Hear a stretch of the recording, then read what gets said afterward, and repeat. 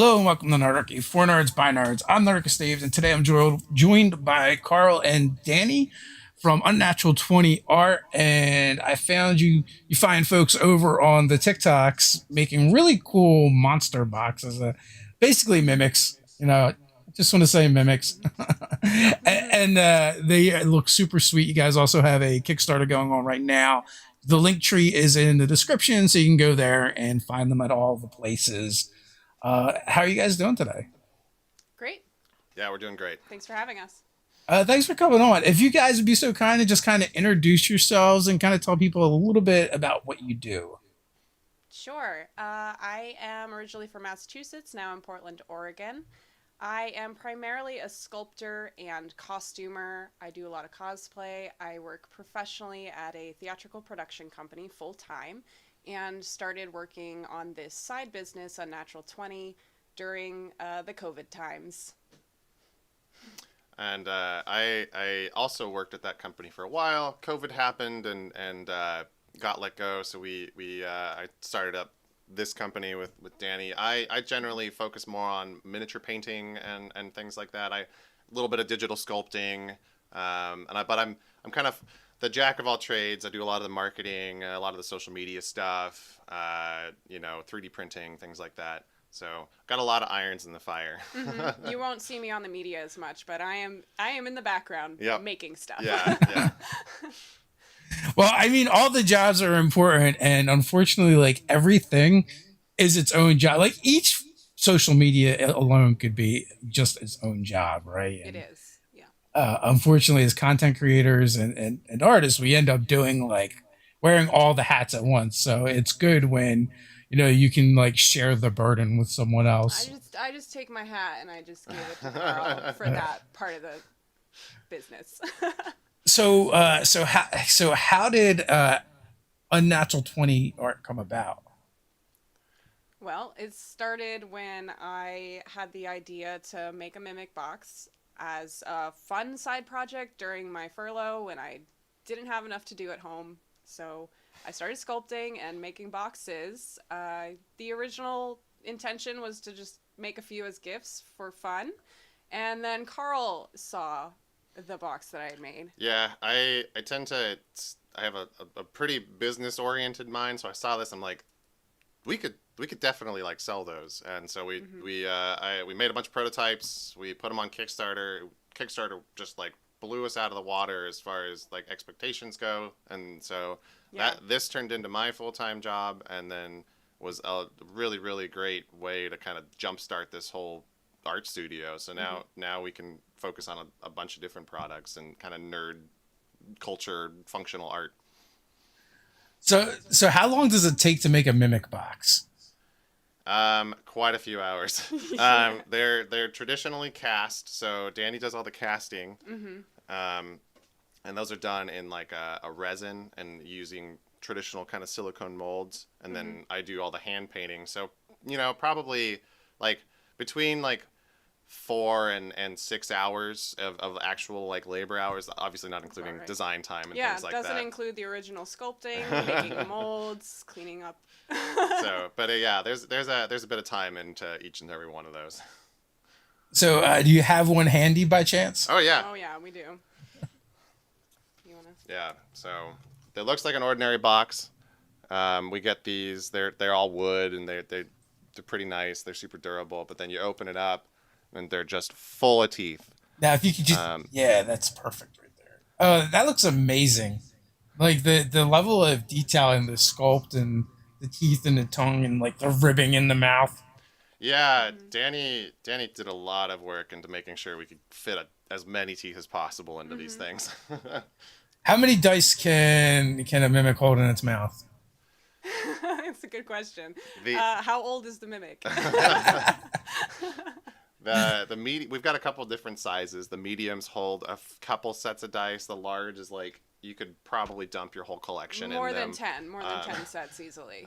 and then we have some micro ones that are meant for like 1d20 and like things like that. So Do you have any plans to hit the convention scene at all? Yes. Do absolutely. you want to take this? Yeah, sure. We are planning on doing like Portland Comic Con and some other local events, sort of here pretty like we're gonna try and test out. We haven't ever done a con before, so we're gonna try to start small and get bigger. But we have some. I'm really a big fan of display design and like sort of like big functional art. So we're gonna make a bunch of like suitcase mimics to hold things and like fun shelving and things like that. We really want to I want to put a lot of effort into making this booth, even if you don't like enjoy the product, you enjoy the booth itself. Like, so we do want to do the convention scene here. We intend to start locally though. We'll start with some smaller markets, some artist maker markets, and Rose City Comic Con's definitely on the list. Yeah. We're thinking next year. Do you have any plans to make a full size one? Oh, we've been asked that. I would love to. Yeah, that was the other reason I want to do a booth. Is it's an excuse to make a full size mimic. At least one. So, start with one. I think it'd be very fun. It would be really fun. It would be challenging. It'd be a different sort of beast. Different materials involved certainly. But we have the experience working in this kind of theater industry of making things at that scale. So we can do it. If anyone's equipped to do it, it's us. Like.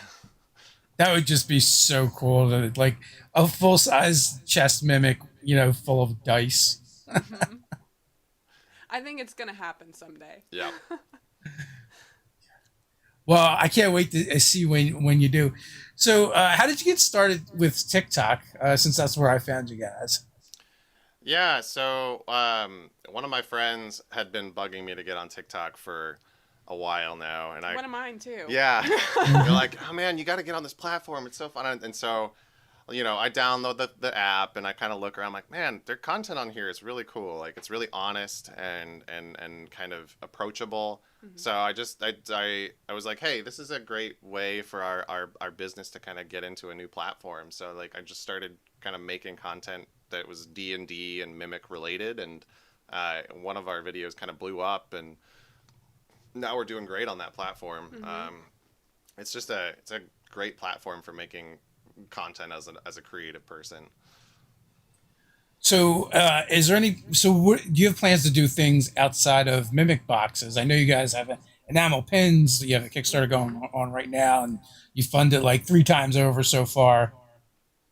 Yeah, absolutely. So we are not Mimic specific, even though that is the product that has been very popular and the one that we started with. As a brand, our focus is just D&D tabletop related monster art, functional art that is related to monsters. So our pieces in the work right now are dice towers, and those will be the next pieces to come out. Yeah, we've been kind of teasing them a little bit on social media, but they're huge. They're fully hand sculpted. Everything we do, Danny sculpts out of monster clay, and then we actually convert to digital sculpture using a 3D scanner. And so everything that we kind of create, it starts with very, very traditionally.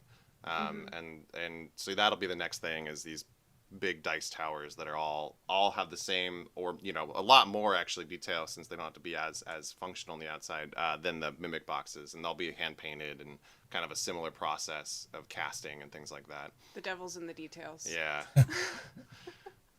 Yeah, you have your eye on any specific monsters next? Should we say? Yeah, go for it. Okay, so yes, I've already made a Kraken tower and a Sandworm tower, which is very timely. The next is probably a dragon, and we're open to suggestions. Yeah, we have a short list of we have a list of 6 different monsters that we're gonna start with. But yeah, we've got some pretty cool ones already. Some iconic ones there.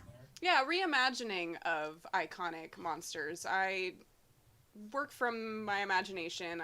I'm not copying artwork from Wizards of the Coast or any other specific media that I've been looking at. I take influence, of course, from all the media that I've ingested over the years. But the sandworm is like a snake worm, WYRM worm, maybe. Like, it's hard to categorize, but it's a creature. It's an original creature design Would you call that a kraken? I don't know, but I do. So We tend to do kind of stuff that is tangentially related, and so like, but it ends up being generally like Danny's got a very kind of dark kind of sculpture style, very kind of like Dark Souls, sort of very like a lot of detail and sort of generally a little bit, just a tiny bit darker than I'd say a lot of the D&D stuff ends up being, but.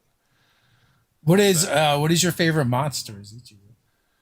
the flumph. It's like the opposite of the art I make.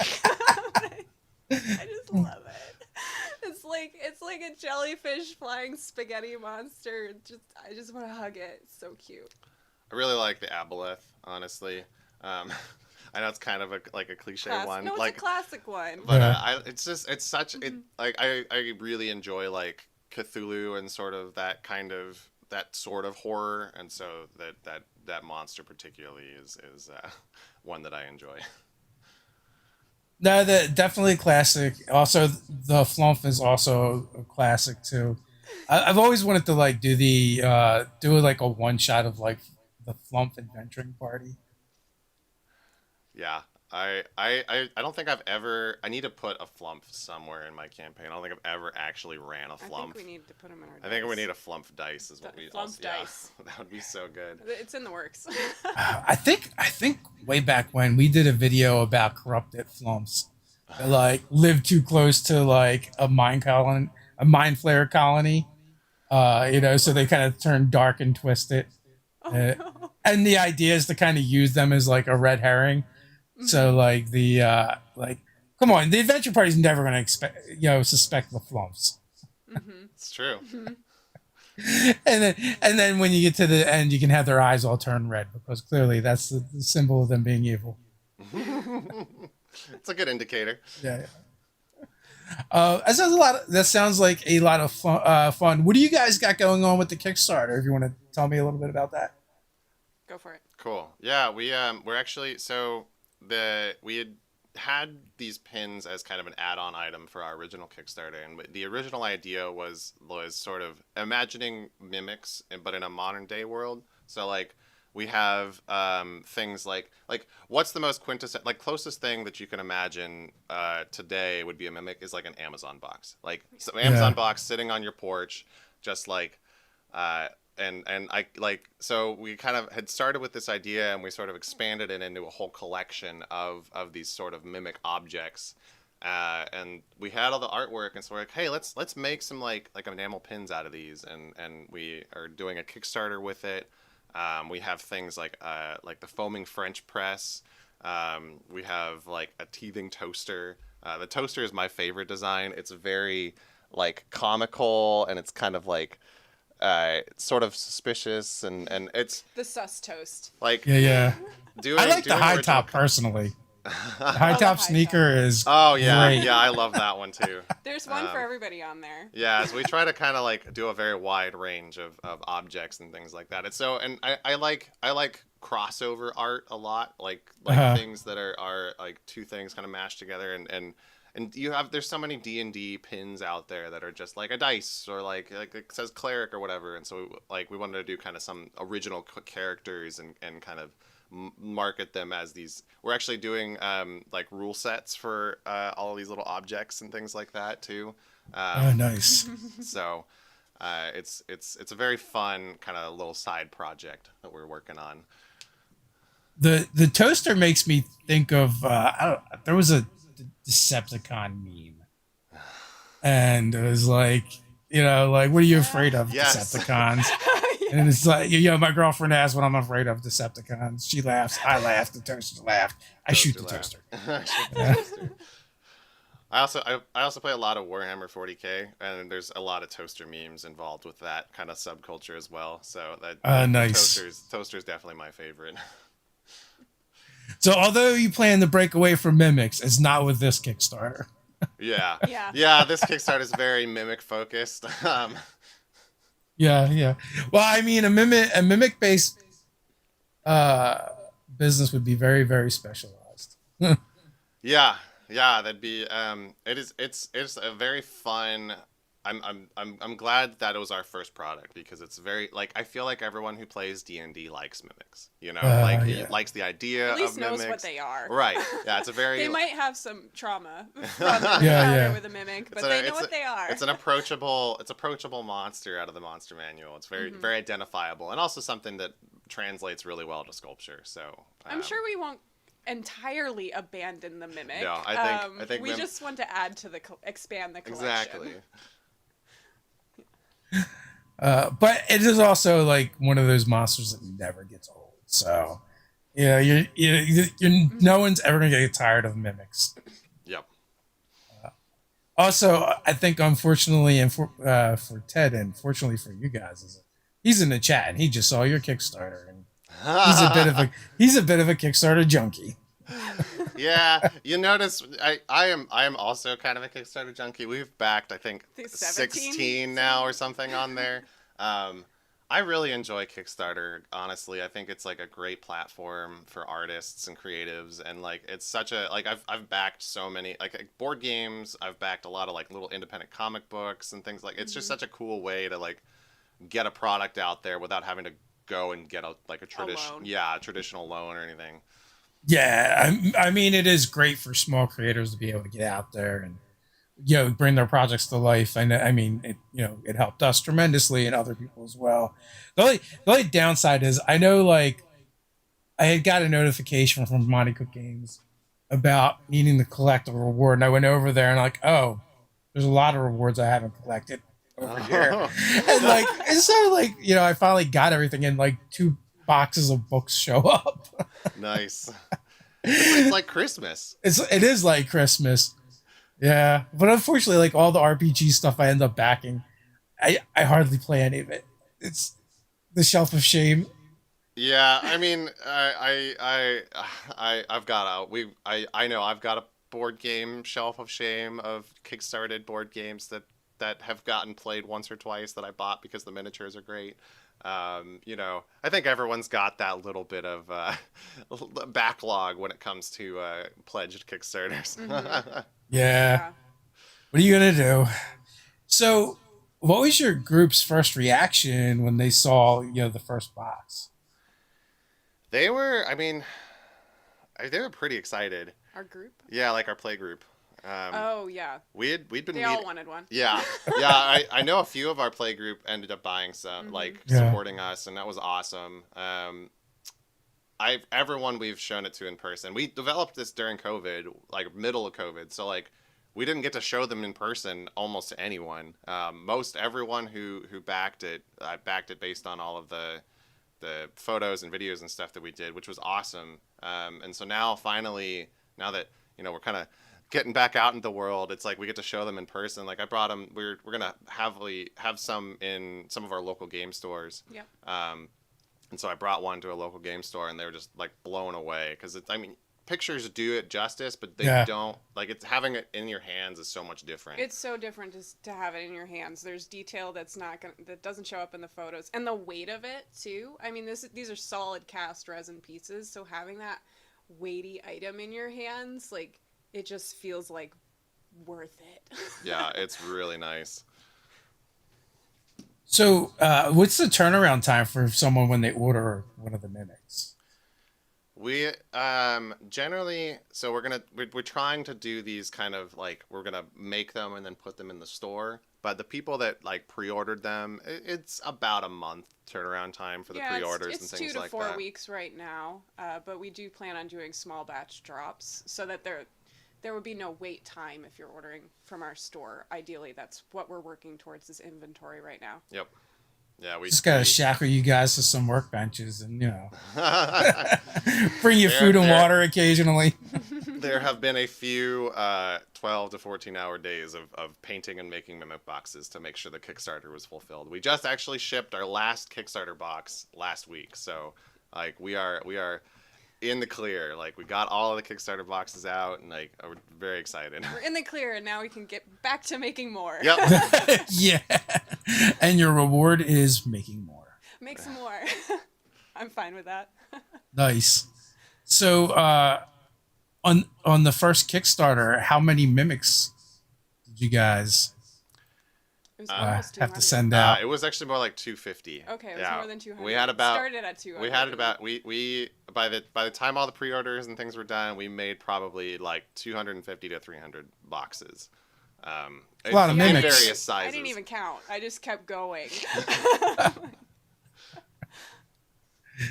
That would be a lot of 12, 14-hour days, I imagine. That's a lot of mimics to unleash upon the world. Yeah, we definitely. Good luck, world. There's a significantly increased number of mimics in the world now, thanks to us. So what do you know when you're planning on moving into Dice Towers? Yeah, Danny's been sculpting those for the last like 3 or 4 months now. Yeah. Our plan is to release the Kickstarter like Winter. Yeah, Hopefully. like Q4. It's a little idealistic, optimistic, but that's what we're aiming for. That's the certainly by next year. Yeah. So pretty soon. Within the next, like pretty soon in business world, 4 to 5 months or so. Yeah. Do any of your mimics glow in the dark? I've been thinking that we should have Not- some that do. Not yet, but I did buy some glow in the dark pigment. Yes. So there is the nice part about our model of like making mimics and then dropping them onto the website. We have a few different versions planned. So like I would love to do like a Borderlands style shell shaded one, because I do a lot of painting in that style. We definitely want to do a glow in the dark one. I want to do one in like clear resin and like have like ice teeth, things like that. Like we've got a lot like now that we have the molds and the product pretty well established, we can kind of like start into the variations of it. Because the poison mimic looks like it should glow in the dark. Right? It really should glow in the dark. Absolutely. Yeah, so I have been experimenting with that glow pigment and getting better at it. I did a whole set of miniatures for Nemesis with that glow in the dark pigment, and so we definitely want to translate that to the boxes. We're open to customization as well. Yeah, we definitely like. I personally like taking on custom paint jobs and commissions and things like that. So we've had a few people approach us like, "Hey, I really want a mimic done in this color." It's like, yeah, that's totally fine. I've got a neighbor that wants one that has a grill. Yeah. He's like, I want it to match me. I want it to be my little son. So sure, we can do that. Yeah, I love doing custom work. Oh my god! So how do you put a grill in the mimic? Are you gonna get regular teeth, or will it still have the pointy, jagged teeth? Yeah, I'm curious how you're playing. Like that'd be fun. My plan was silver leafing them. Oh, that'd be cool. Yeah, like some silver leaf. Oh, okay, that's exciting. Yeah. Like put some little diamonds in there. Oh, yeah, that'll be fun. Doug reminds me, one of the products we put out, there's a casino in it, and in it there is a slot machine mimic. Oh. That maybe needs to be a new design. That's fun. That's a fun. I like that. Like mimic objects are just like a fascination. Like imagining various day-to-day objects as mimics is very fun. Yeah, anything you can mimic. First of all, you can mimicify anything, and it makes it instantly better. Yep. Arcade games, toilets, it doesn't matter. Make it, put teeth on it. It's a mimic, and it's suddenly way cooler than it was. Yep. God, a toilet would be awful. Oh no. That's like the worst mimic. Well, in one of our out of the box encounters, there is a mimic outhouse. That's just cruel. That is teamed up with an Adiug, and they work together. So. Oh, that's very good. Yeah. Yeah. Talk about getting caught with your pants down.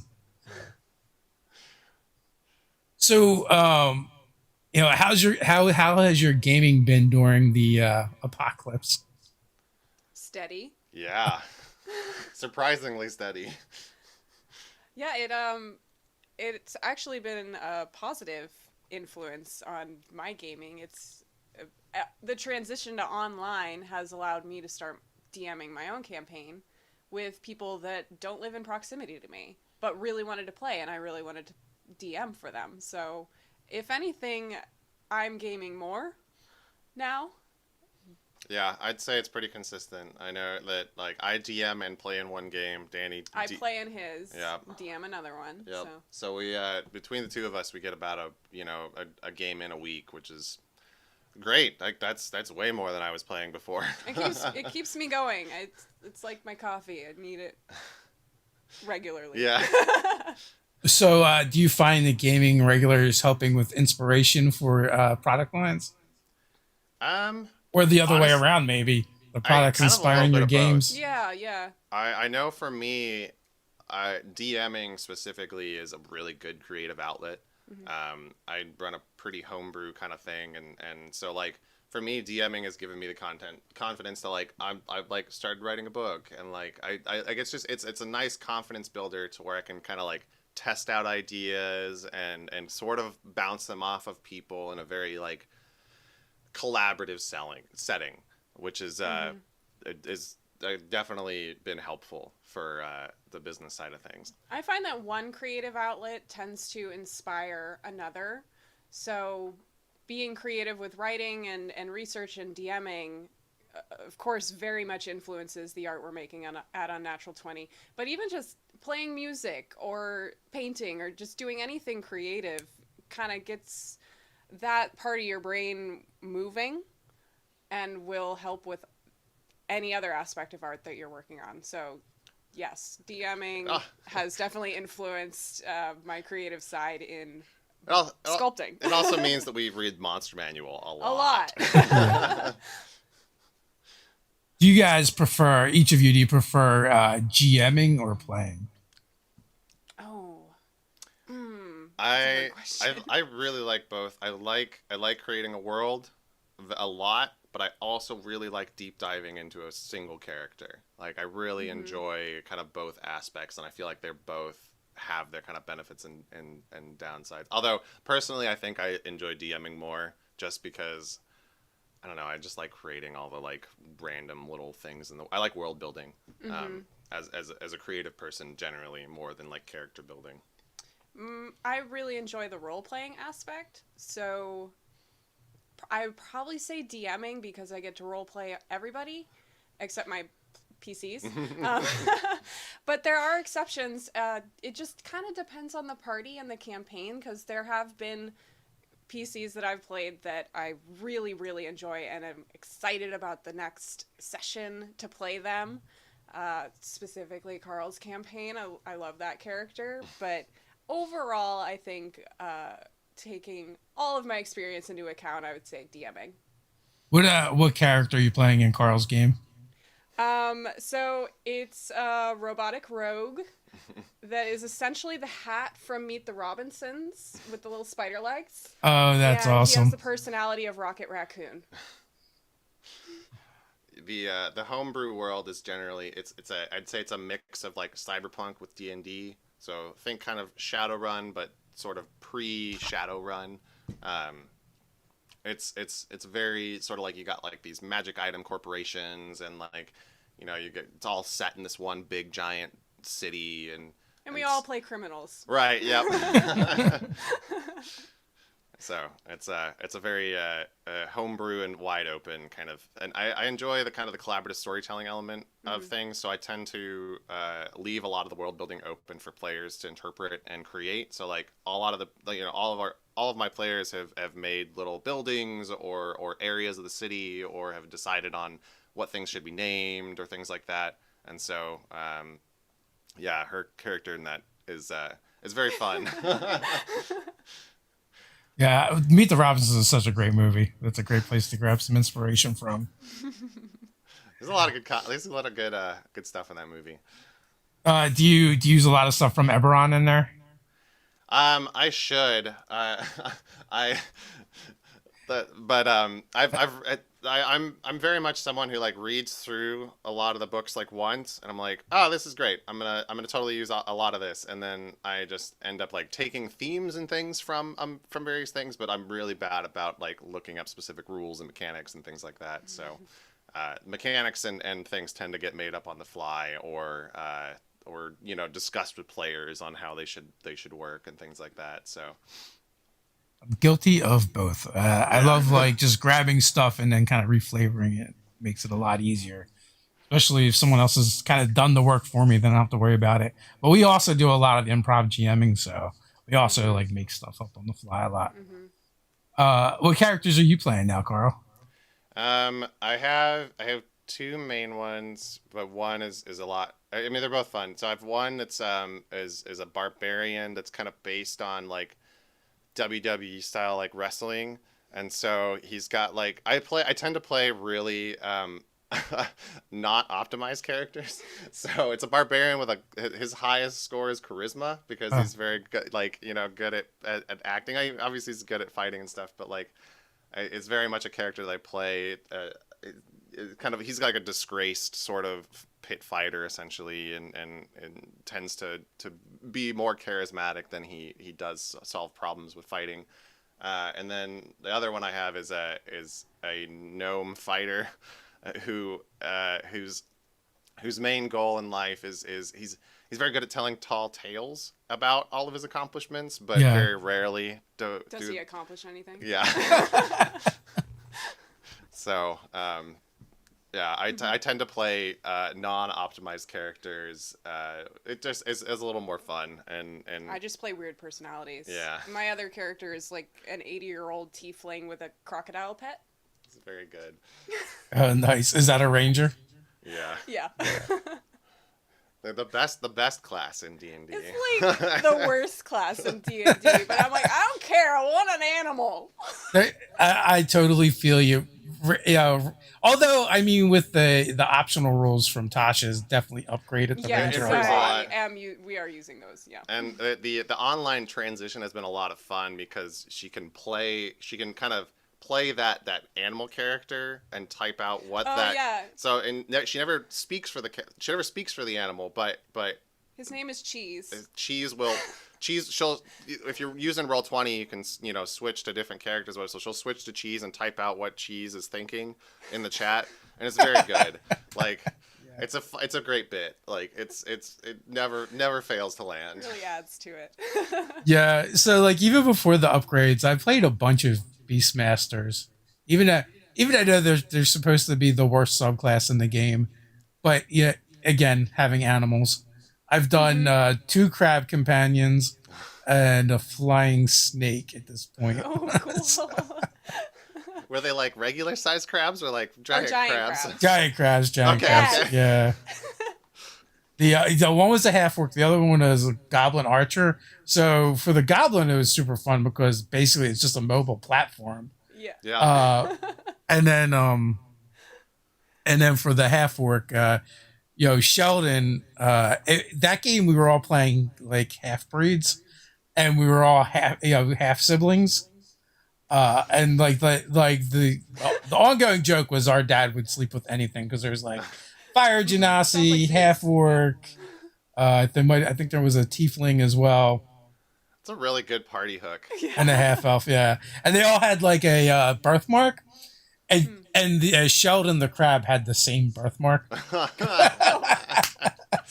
That's a good bit. I like that a lot. I feel like that, Eventually we got that story as well. That's We so definitely gave Sheldon a knife one time and sent him off yeah.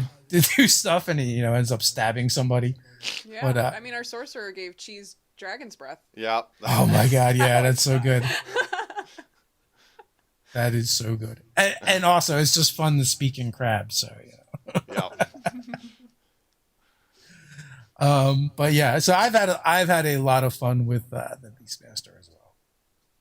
You said you're also playing in a Monster of the Week game. Yeah.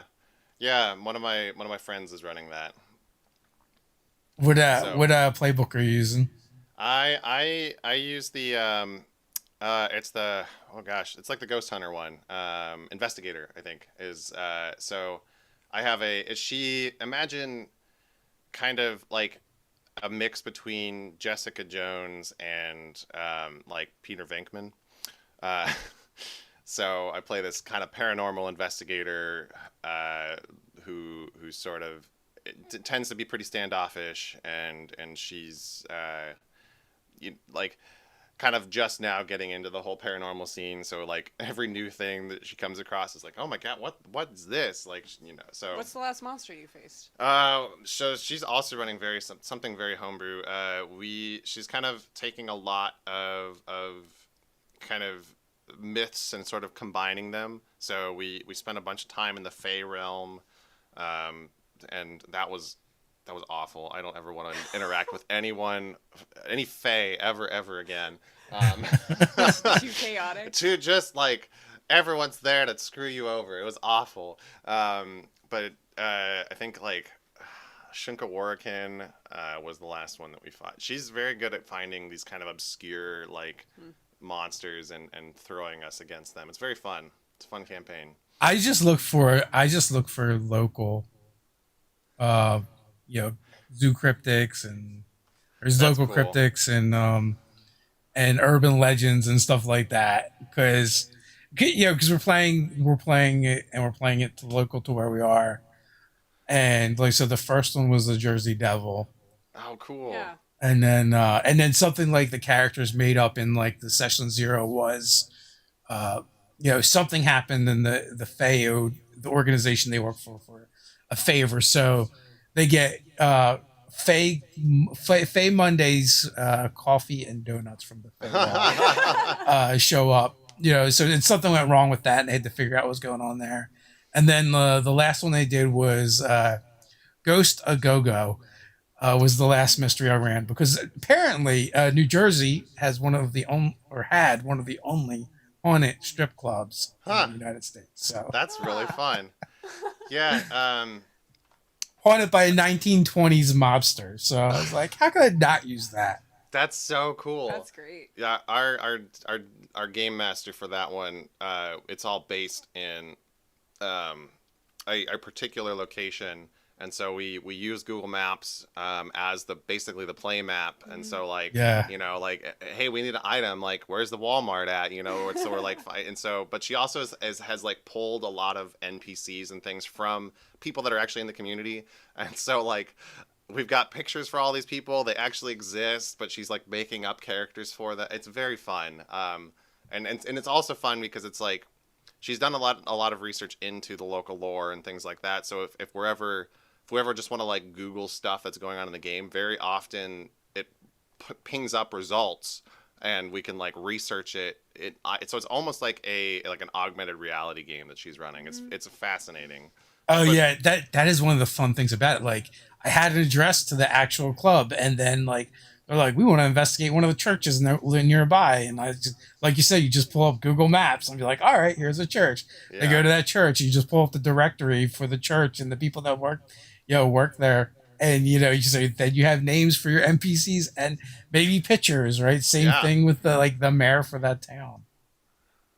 So it does make it a lot of fun. Also, like the first one I ran was at a campground, and my wife is in that game. In the campground we used to go to a lot. So like the map I used for the game was just from their website, and then like it's very cool to be able to do that.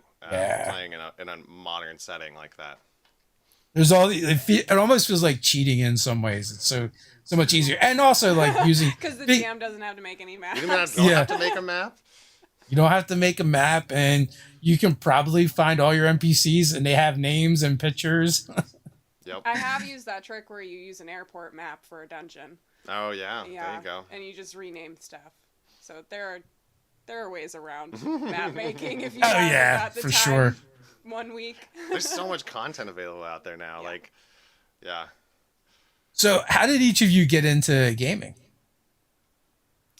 My best friend at the time, about 5 years ago, wanted to play, and I thought, okay, I don't really know anything about this, but I'll give it a whirl, and instantly fell in love with it, and have not stopped since. My uncle was a game master. My mother actually wrote her grad school thesis on RPGs. Wow. So nice. It's in your blood. In my family. I don't know why it took me so long to try it and get into it. I don't know. Blame my mom. She should have told me. Why did you tell me this? Why did you tell me that I needed to play? Um, I started in like high school. We played. One of my buddies was running a 3.5 campaign, and I went a couple times. And they were good friends, and I was like I didn't consider myself someone who would be fun at like improv and things like that. But like I ended up playing like a Master of Masks in that whole edition, and it was just a blast. And I take a lot of my DM inspiration from him because he very much like he does a lot of heists and kind of like movie and like cinematic sort of events and chapters. So that's kind of how I got started. Was in very early high school. I think that's pretty common. I think that's where a lot of people kind of start is like middle school, high school.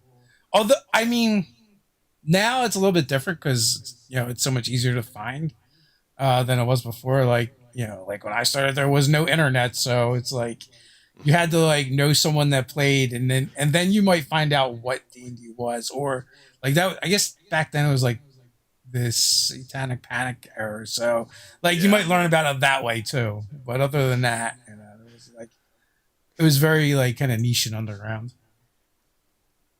So, do you guys prefer? I suspect homebrew over official content. That for me for sure. I love the official content, and it's world building and things, but I tend to lean sci-fi with most of my interests. So homebrew for sure. I'm a new DM, so I just took the Fandelver campaign and reskinned it and retooled it and have been since adding to it and just letting it sort of slide into my own homebrew campaign. But it was a good place to start. So I usually start with something from a manual and just like modify it from there. Cool. I mean, I honestly I feel like that's why I homebrew is because I feel like what you're doing is more work than what I generally do. So, because you got to take like what they've already written and figure out how it works with your players and where how it works with your world, and then like then you're rewriting parts of it and adding to it. So at that point, Yeah. I'm like, I could have just made up my own thing. I don't know. It works for me. I don't feel like it's all that much work. I'll just leave stuff out, put new stuff in. I've been working on writing my own homebrew campaign for, year and a half Yeah. before I got this party together. So I just needed more mechanics. I needed a basis for to get me started. But now that I've been on a roll, we've been playing for a year.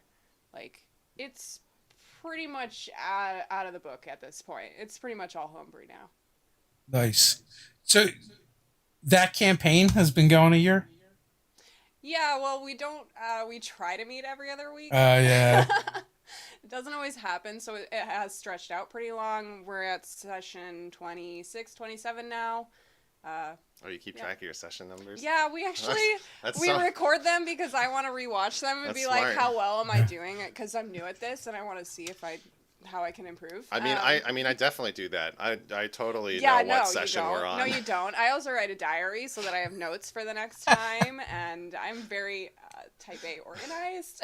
So, but yeah, I've got this epic campaign that could be years and years if my players want to keep going with it, or I could end within the next year. We'll just see what they want to do. That was a good investment of $15 or $20 though. Yeah, for that one campaign. Yeah. Oh yeah. Yeah, and also no judgment on homebrew versus official or whatever. I only say that because like when I started, like I would write everything like it was a full length adventure, including like flavor text, and then like that would run for my players, and they would like use like a small portion of it or none of it, Hmm. and I would end up doing more improv than anything. Yeah. So I just got to a certain point where I just stopped writing stuff and doing the work ahead of time because I'm like, they're not going to use it anyway, and it's a waste of Yeah. my time. I have a basic outline and like some branch options, and I know my NPCs really well, so I don't have to like pre-write anything for them. I just Yeah. be them, and yeah, you never know what your players are gonna do. I like that aspect of D&D the most, honestly, is sort of the collaborative storytelling element. Mm-hmm. And so very often I'll write a skeleton of things, but I really like I tend to leave it very open for player interpretation and solutions. So very much like I kind of do generally when generally in a chapter I have like a planning phase and then an actual like execution phase, and during that planning phase I kind of allow players to sort of create elements in the world, or if they have some weird idea that they want, like one of the solutions for a heist for our campaign was one of the players went and printed up a bunch of what was it it was a Employee satisfaction review yes, sheets. and brought them to the hideout, and So we basically could just walk in the door and say we're from this this HR company. yeah, like so it's like I enjoy sort of these like out of the box solutions, and I feel like if you write too much in advance, it really it sort of stifles that sort of creativity. Or you're So, just going to disappoint yourself when, right. when you're really excited about this thing you've written, not bearing in mind that all your main characters aren't going to do what you want them to do. You're not writing a novel. Yeah, I had to learn that the hard way. So I went from like pre-written everything to like flow charts to now it's like I write down 3 sentences and maybe putting an encounter in my back pocket if things get slow, Perfect. blow something up. So now like most of the notes I work from are whatever happened last session. Yep. Yeah, that's generally how I've got a big Google Doc of kind of headline events that happened in the last session, and we can write a little. I write puzzles sometimes in advance and traps and like elements, things that I really want to include, but yeah, for the most part it's like skeleton and let people kind of I'll write half a puzzle. So Yeah. like Yeah, no, that perfect. I create the Let puzzle, them but I decide don't how hard it actually is. but I don't create the solution. Like I gave up on that because like I don't know, like there's like I guess it was like a Reddit it was turned into a meme where it's like, how do you come up with puzzles for your players? And they're like, well, just get a puzzle book for kindergartners. And the person like, that's so mean. And then they Yep. come back after their session and like, oh my god, it was so true. Yep. But it's like whatever you think is hard is going to be easy for them, and whatever you think is going to be easy is going to be impossible. So My favorite puzzle that I made was locked room, ballroom, all dark, magical gramophone, playing Hello Darkness, My Old Friend. And nice. it was this gramophone that projected whatever song was playing. And so it was really up to my players, like, to figure out that that's what it was doing. And then they had so much fun with it, just naming song after song of like, love is an open door, and suddenly there's a door, but it's 20 feet off the ground. Oh, Stairway to Heaven. Now there's a staircase, but you get up there and it's locked, So I just kept like, based on what they contributed, kept placing a new barrier, but I didn't have to plan anything. That's fun. That's pretty awesome. So you said you started playing because you and a friend, Danny, you and a friend just like, you're like, oh, we want to do this. So did you like find a game, start a game? My friend Megan had a coworker that was playing and knew a DM that was DMing a lot of different games online. So he started a session. He started a game for us. We never finished it. It kind of just fizzled out. But it was a good first experience. And I think like a lot of new players, I was basically playing me with superpowers.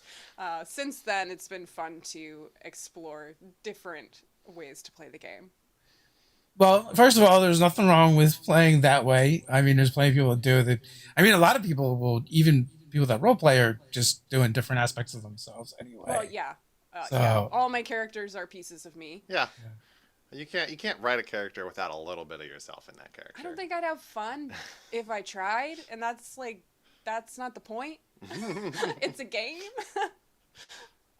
It is definitely a game. Have you branched out? I know you're playing Monster of the Week. Have you branched out to any like non D&D games? I have not yet. Let's see. I've played 10 Candles. Oh yes, we did play that. I generally do a Halloween one shot of some kind. So one year it was 10 candles. I did D&D last year. I tend to branch out into tabletop other RPGs just for like one shots. Although I really really want to write a Tales of the Loop campaign. I have Oh, I have been okay. eyeballing that campaign book for years, and I love that artist. I love the idea Hmm. of that whole system. I have the books. Like I just need to like get a bunch of people to actually come and play it.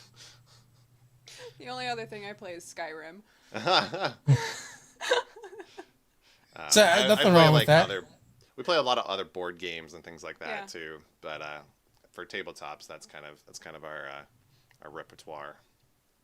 Yeah, we'll play a bunch of other games, but we always end up coming back to D&D over the years. I don't know. At this point, it feels like it's in our DNA or something. But It's it's so nice to familiar. switch it up. When I want to play something that's not fantasy, I tend to want to play something else.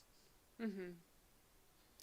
My buddy is starting a cyberpunk campaign, so I'm gonna start playing that here pretty soon. Um, it's there's a lot more rules in that game. I thought D&D was like a lot of Yeah. rules. That game is a very very very dense game. I also go in the other direction too. Like when I don't play D&D, like I want less rules, not more. So, Yeah, if you haven't tried 10 Candles yet, Hmm.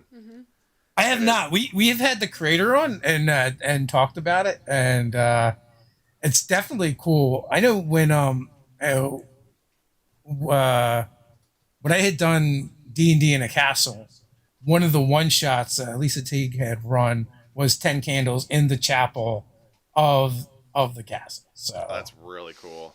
yeah, uh, and also like the cool things about that game, especially running it in like a setting like that where it's probably really drafty because if a candle goes out, it just Hmm. goes out. That's just how it goes. Yeah, Hmm. Yeah, it brings this fun. I enjoy the bringing the fun physical elements into the game too, of like yeah. burning your cards and kind of things like that.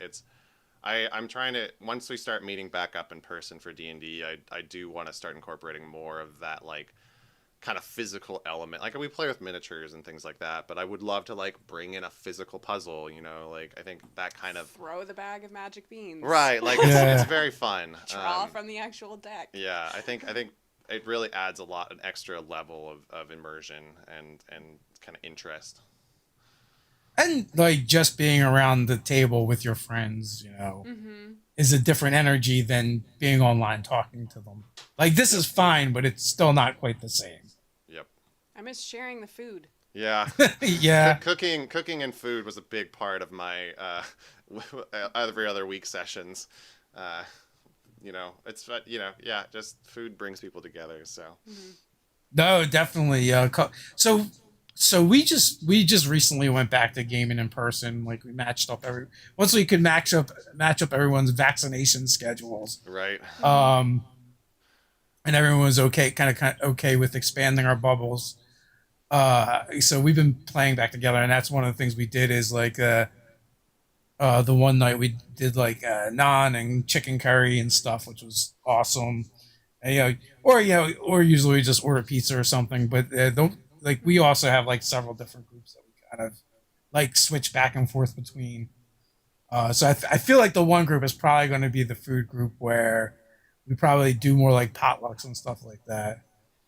Yeah. Hmm. Spreads the workout too. Yeah. But Well, I mean, most of the time we just order pizza, so that's kind of like low I don't know. effort. Calling that pizza place is a lot of work. Oh God. Yeah, that's true. But we make Ted do it, so it's fine. Um, so what do you guys what do you guys think you're going to be at like a couple of years from now beyond dice towers and mimic boxes? Do you have any like how have you thought about it? I have some ideas in mind for other sort of lines of products, and it's still gonna all be monster themed. The hope is that in a few years that I'll be doing this full time and be able to dedicate a lot more energy to it. Yeah. I think we've got a lot of places to kind of expand. We really want to do like I play a lot of Magic, and so I really want to do like a deck box, especially since the whole Forgotten Realms just came out, and like Yeah. it's very exciting. We're both like really huge nerds, and there's so much space in that nerd culture functional object kind of thing that like there's a lot of places that we can make things to kind of. There's a lot of dice related accessories. Yeah, and it's just and even outside of that. So before I made the mimic boxes, I was making monster trophy heads, Oh, like nice. this scale, monster trophy heads, and that I've always wanted to do like an alphabet series of monster trophy heads. So that might be something that ends up in the shop because Yeah. it wouldn't be a dice accessory, but it would still be in the same vein of art. Yeah, like art toys is something that we kind of are looking at too, and sort of just like more sculptural works that maybe aren't as functional, that are for people that really want like something to display instead of something to use. Yeah, my thought was like, this could be a cool item for, oh, this was like the monster that we got, and like we slayed that one in our campaign. Yeah. And so if we are also planning on digitally scanning and having digital printable files of all of our pieces. And so that one could be scaled down, and you could have your players have their home base, and every time they kill a monster, there you go. There's your little aboleth trophy mount. Yeah. Oh, Like, yeah. I'm a Well, big when we went out to LA for Geek and Sundry and hung out with Maze Arcana, they were about to have their finale, and one of them was they